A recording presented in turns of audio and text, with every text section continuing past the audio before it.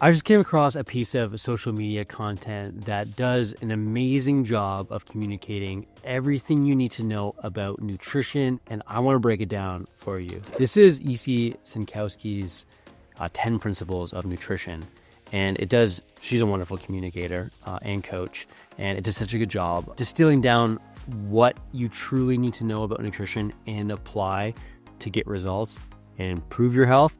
So I wanted to break it down, I guess, of all 10 principles, step by step here. I've seen this before, and it popped up again, and I thought, I gotta make a video on this because it's amazing. Let's go through it.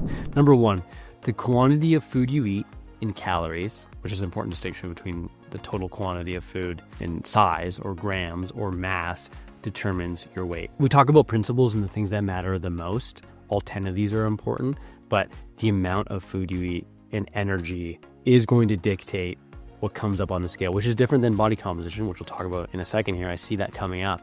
But there's no way getting around it. It doesn't matter where that food comes from or, what it is made of. At the end of the day, that energy is going to dictate the changes in actual scale weight. Now, where that scale weight comes from plays into point number 2, which is the quantity of food you eat in macronutrients, where those calories come from. Remember, the large components of our food, protein, carbohydrates, and fat, supply energy in our diet and our ability to extract energy.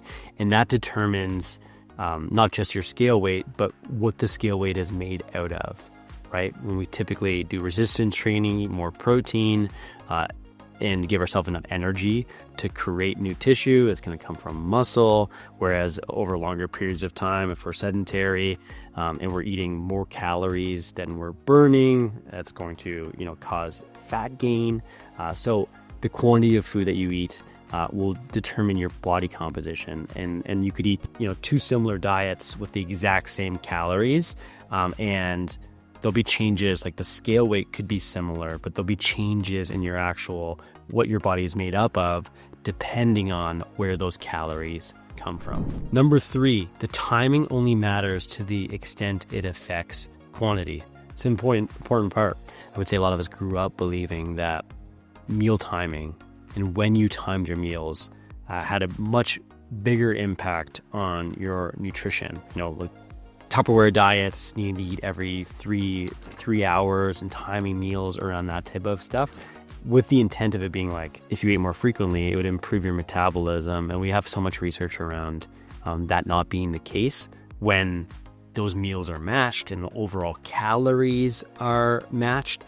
So what this is saying is essentially like, hey, you could fast for the entire day and eat one meal, and if that means you eat the exact same amount of calories, like it's not going to matter as long as the quantity is the same. And I kind of, there's a lot of this stuff. A lot of nutrition comes down to personal preference, except for the principles, and they apply to all of us. So if by eating a certain way, food timing wise and meal timing wise, allows you to better adhere to the diet that you're following or what you need or require to hit a certain goal, therefore impacting the quantity, then it's the right move for you. But timing only matters if it influences that. Number 4, the quality of the food as determined by your micronutrient density determines your health. Determines is a good word. Maybe I'd use the word influences your health. I think at the end of the day, you don't have complete control over that. Although this is probably a little more of a empowering message than influences. But at the end of the day, yes, the calories you're consuming and where those calories come from are important. But if the foods that supply those calories don't come with appropriate nutrients, especially micronutrients, the small components of our food that don't give us calories that influence our health, then your overall health won't be improved, or the risk of the absence of health would be, the opposite of that. It's one of those things where it's not black or white. Like it's not just one thing or the other, especially over the long term. With that being said, number 5, it's never one thing.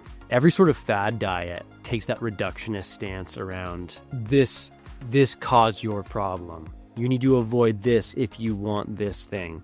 In reality, that just isn't the case. Could it be on an individual level? Maybe, but for groups of people, it definitely is not. It's never that one thing that's a scapegoat that you're blaming on things. And that's an important point, is that It's not that one thing.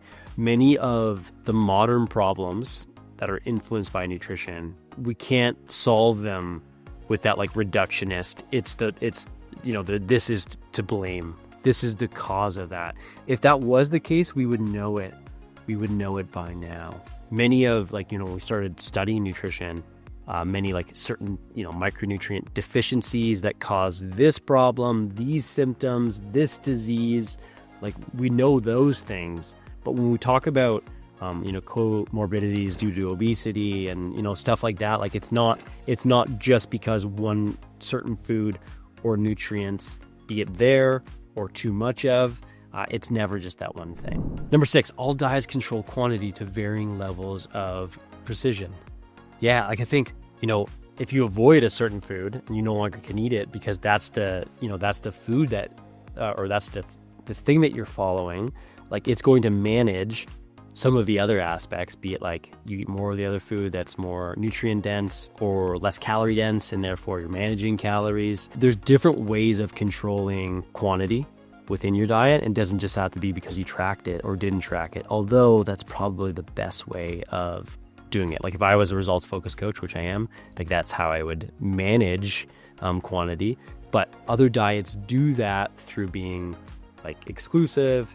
You can't eat this anymore. You can eat much more of this and less of this. There's different ways of doing it. Number 7, sustainability is the most important factor in diet selection.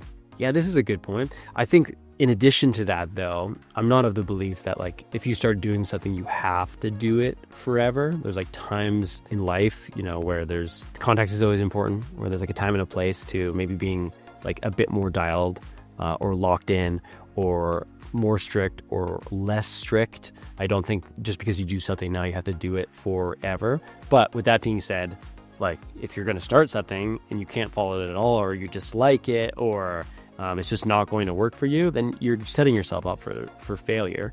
That doesn't mean it has to be forever, though. With that being said, if you can't keep up with something, it's going to be tough for you to, keep those results and put it in place. And we think about this stuff long term. If you can't do it for, more than a week, chances are it's not going to be something that's going to add to your life long term. It's not going to be one of those things where it's going to influence your life like digging into these principles will. So we got to keep that in mind. Number 8, the universal diet problem is processed foods. There's some processed foods that can be good for you. I mean, it's not a black and white around. Like most foods have some level of processing, but ultra processed foods in many cases, like just don't have, if that's making up more than 10 to 20% of your diet, like it's going to be problematic because you can eat more of them. They typically are, void of many of the nutrients that improve our health, those type of things. I would say the universal diet solution is nutritious whole foods. Like I think it would be the opposite of that, as opposed to it just being processed foods. So like keep that in mind. Your diet can't be validated. I don't know, this one is a little strange to me, just because I think this one's speaking to the personal nature of our nutrition and why it's important to, just because it works for you doesn't mean it worked for someone else. And that's probably important to include in principles, but and maybe that's one of the things that applies to everyone else as I'm talking through this. Maybe I like it more than I did originally, but maybe it doesn't need to be validated is the other thing. Is like if it works for you and you enjoy it and we're within these principles, like then maybe that's good enough would be the biggest thing. Number 10, there are diminishing returns on it. Attaining perfection, without a doubt. This is one of those things where good is good enough to an extent, and if you can stick with it, and if it falls within these principles, and if it's getting you results, and it's moving you in the right direction, and you're learning from it, and it improves your health overall, like that should be the aim and the goal. And anything more than that, like there's trade-offs, right? There's pros and cons of everything. The more restrictive you are, the less likely you are to stick with it long term, the less likely you are to be able to do it, the more likely it is to be like backfire on you. right? So the sweet spot is finding balance between like eating in a way that improves your overall health, that you can stick to, that gives you the results that you want and doesn't do so much to take away from that. And dieting in itself is probably, it's just a game of pros and cons would be the biggest thing. And I think what this point is speaking to is that you want the most of those pros while limiting the cons, and that's going to give you something to stick to. I would say within this, I think this might be more aptly named as the 10 principles of like dieting nutrition, as opposed to like nutrition, overall nutrition. Like maybe that would be the thing, but I think this does speak to a lot of what nutrition coaches do and what people want to improve with their overall health, and they'd be in a much better place if they understood it as well as were able to apply it. And this is just a fantastic resource. I think when anything is communicated really well, we need to study it and talk about it. So I really appreciate EC putting it out there and sharing it with us. Now, if you enjoyed this video and it's something that you like this type of stuff, you're gonna really love this video I have linked up right here. I have my own version of this where I distilled down 20 years of nutritional knowledge in just 16 minutes. You're gonna learn all about that in the video I have linked up right here. So check it out now, and I'll see you in the next video.